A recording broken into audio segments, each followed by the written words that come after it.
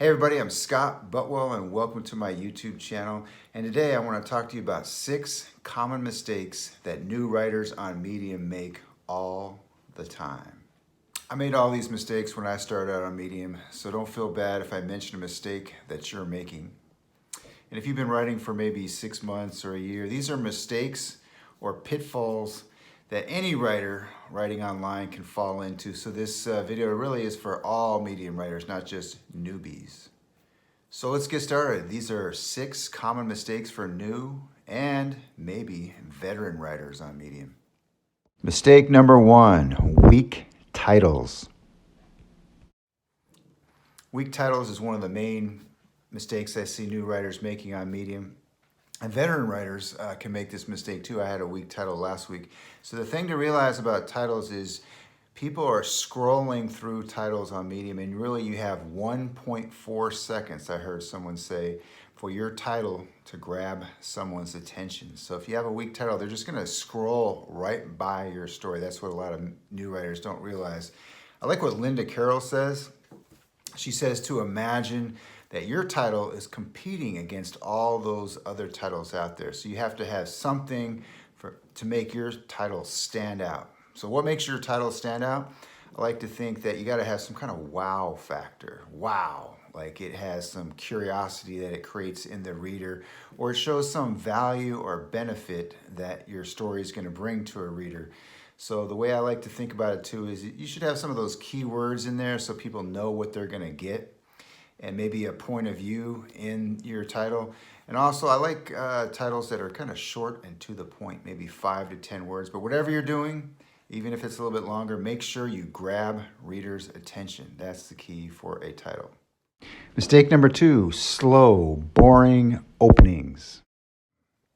I think what a lot of people don't realize when they start writing online is that people are really giving your opening just 5 to 10 seconds, and at any moment, if they find your opening slow and boring, they can just click away and go to someone else's story. They can go to Netflix, right? So what's the opposite of slow and boring? The opposite of slow is fast. You gotta have a fast, hard opening that really grabs people's attention. Basically, the way I like to look at it is maybe you have like a one sentence just to start your story, and then you're just trying to get people to go from that one sentence to that second sentence to that third sentence, and maybe eventually your story gets to have a little bit longer paragraphs. But in the beginning, it's got to open hard and fast to really grab people's attention. Mistake number 3, walls of text. Long walls of text is the obvious sign of a newbie on Medium. And the thing you have to remember when you're writing on Medium is most people are reading on their phones. So if you have a paragraph that has 3 sentences, maybe long sentences, that is going to come across as a long wall of text to a reader. So keep your paragraph short. Could be 1 sentence, maybe 2 sentences, short sentences. Because when people see those long walls of text, you know what they're gonna do, right? They are just gonna bail. It's just visually unappealing online to see big blocks of text, right? So keep it short. You're writing online, and it's a different style of writing that you have to be able to learn. Short sentences, short paragraphs is what works online. Mistake number 4, writing like you're in school. This is one of the biggest mistakes I see new writers make, and it takes a while to learn, is when you're writing online, you have to realize that informal rules. I like the way Kelly Eden puts it. She's the editor of Inspired Writer, and she says when you're writing online, you have to realize that you're competing against Netflix and YouTube and video games. So you have to write in a way that's gonna make people wanna spend time with your story rather than watch a Netflix movie. So how do you do that?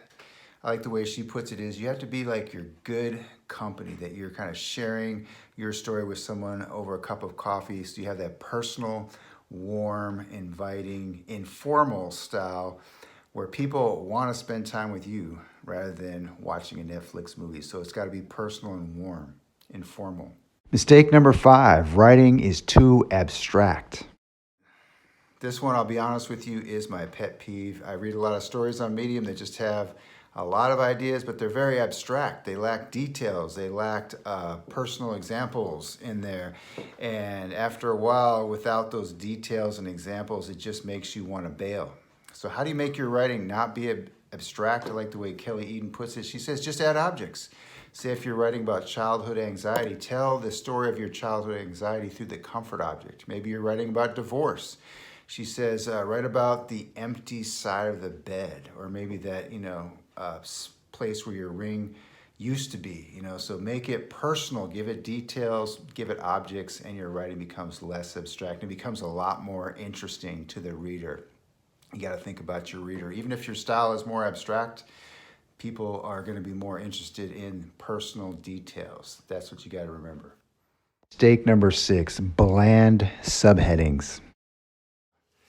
Subheadings is something I didn't realize how important they were when I started on Medium, but the thing about subheadings is they're like little gas stations that kind of get a reader from one part of your story to the next, and you don't want bland subheadings. You want story subheadings that really are kind of like WTF, that really kind of grab your reader's attention.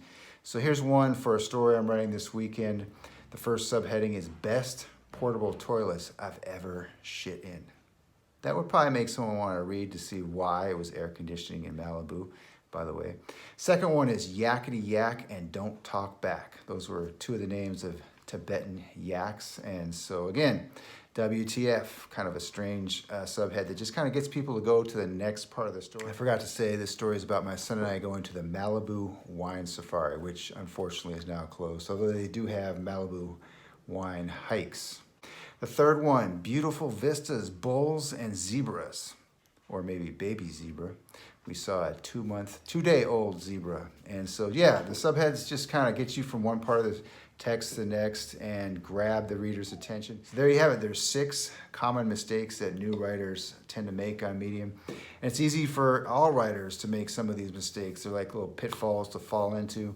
And some of them it takes a little bit longer to learn. So for example, for me, I know writing in a more of a personal, informal online style is taking me a while to learn. I'm still learning it, So hopefully this video you found useful. I like to focus on the craft of online writing. So if you haven't subscribed ever before, click on that notification button to get more videos like this one. And happy writing, everybody.